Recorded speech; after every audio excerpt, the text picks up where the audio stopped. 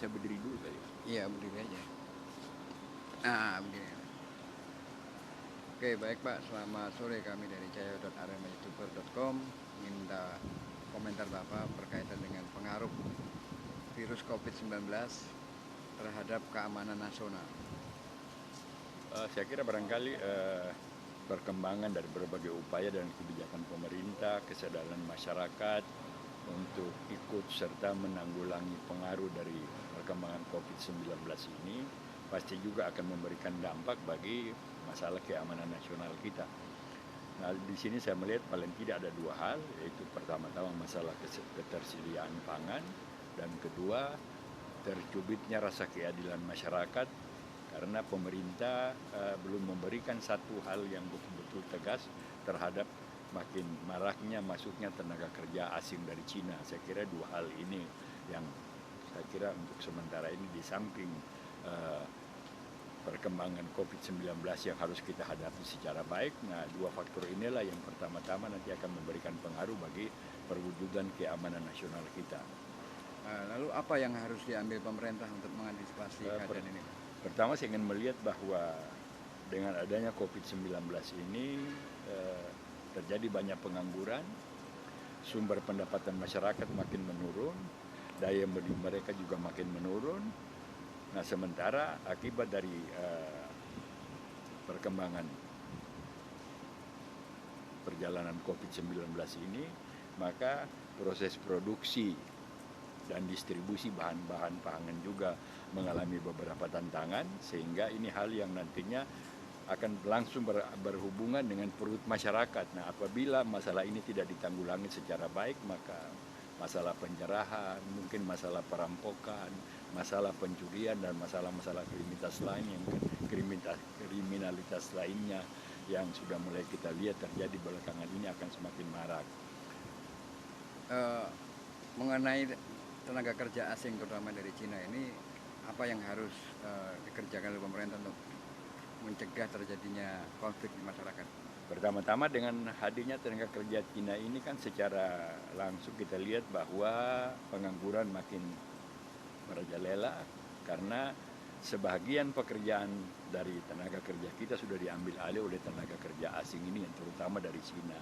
Nah, pengalaman yang paling mengkhawatirkan adalah pengalaman yang pernah terjadi di Tibet beberapa puluh tahun yang lalu, di mana Cina datang dengan alasan untuk membangun infrastruktur di Tibet, tetapi tiba pada saatnya ternyata mereka yang datang itu adalah justru para militer Cina yang sudah dipersiapkan, hingga kita lihat itu nasibnya sampai sekarang Tibet dikuasai oleh Cina, dan Tibet menjadi negara yang kemerdekaannya sudah terganggu. Nah, oleh karena itu maka ke depan barangkali diperlukan satu peraturan khusus tentang bagaimana kita menjamin keamanan nasional ini dari sektor pengaruh tenaga kerja asing asal dari Cina ini, dengan catatan bahwa kehadiran mereka jangan sampai ini adalah proses ekspansi yang sengaja dilakukan oleh Cina dengan kendali partai komunisnya untuk melakukan sesuatu yang nantinya akan mengganggu stabilitas negara kita, mengganggu kedaulatan kita, dan akan mengancam stabilitas kemerdekaan bangsa Indonesia.